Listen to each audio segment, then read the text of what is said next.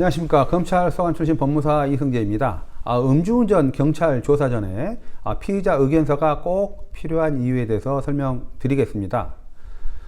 경찰로부터 음주운전 조사를 받기 위해 출석을 요구받은 대부분의 사람들은 술을 조금만 마셨는데 괜찮겠지, 경찰 조사 때 잘 설명하면 되겠지라고 막연히 생각을 합니다. 그러나 음주운전 사건은 도로교통법령에 규정된 절차에 의해 매우 엄격하게 처벌됩니다. 따라서 초기 대응을 어떻게 이루어지느냐에 따라서 처벌의 수위가 크게 달라질 수 있습니다. 특히 경찰 조사 전에 피의자가 임의로 작성하여 제출하는 피의자 의견서는 단순한 문서가 아니라 경찰 조사 시 사건의 방향을 바꿀 수 있는 핵심 자료가 됩니다.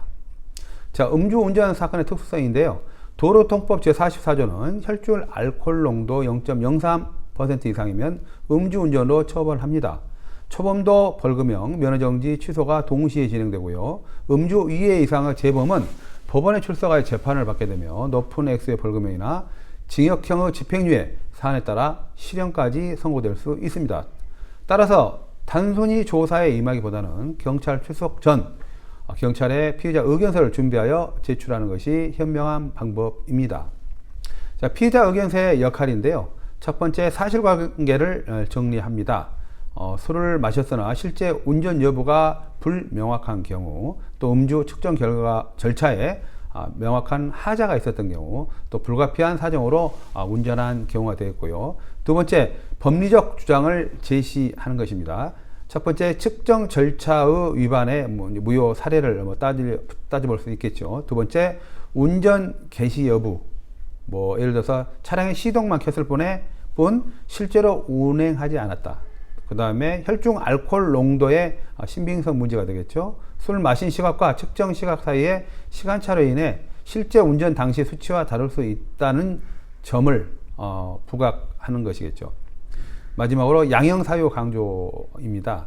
초범이고 또 음주의 낮은 수치, 또 피해자가 없고 또 반성하는 태도, 또 직업과 생계에 직결되는 운전의 어떤 필요성을 필요할 필요성이 있습니다. 자, 의견서 없이 조사받을 때 생길 수 있는 문제점입니다. 첫 번째, 법적 지식이 없는 일반인의 입장에서는 구두 진술 시 법리에 맞는 올바른 방어권을 행사할 수가 없겠죠. 두 번째, 조사 과정의 진술의 일관성 부족 등으로 인해서 진술의 신빙성이 탄핵되는 등 억울한 사정이 발생할 수 있습니다. 세 번째, 경찰의 시각에서 판단돼서 불리한 방향으로 송치될 수 있습니다. 따라서 경찰 조사 전에 사실관계를 토대로 법리에 맞는 의견서를 작성하여 이를 담당 경찰관에게 제출하여 자신의 입장을 명확하고 구체적으로 밝히고 경찰로부터 올바른 수사를 받는 것이 필수적이라고 할 수 있습니다. 자, 검찰 소관 출신 법무사의 상담이 필요한 이유입니다. 음주운전 이후 경찰에 출석하여 조사를 받는 것은 자신의 향후 인생을 바뀌게 할 수 있는 매우 중요한 순간입니다. 따라서 사안을 엄중하게 생각하고 신중하게 행동해야 합니다. 자, 31년간 경찰, 검찰 수사관 경험을 가진 법무사는 경찰이 주목하는 부분, 사안의 쟁점이겠죠. 그리고 어떤 주장이 법적으로 효력을 가지는지, 또 마지막으로 판례를 어떻게 유리한 근거로 제시할지, 이 부분 오랜 시간 수사 실무 경험을 통해서 잘 알고 있습니다. 따라서 전문적인 상담을 통해서 사실관계와 법리와 양형사유가 모두 반영된 전략적인 의견서를 작성해야 할 것입니다. 음주운전 사건은 초기 대응이 곧 결과를 결정합니다.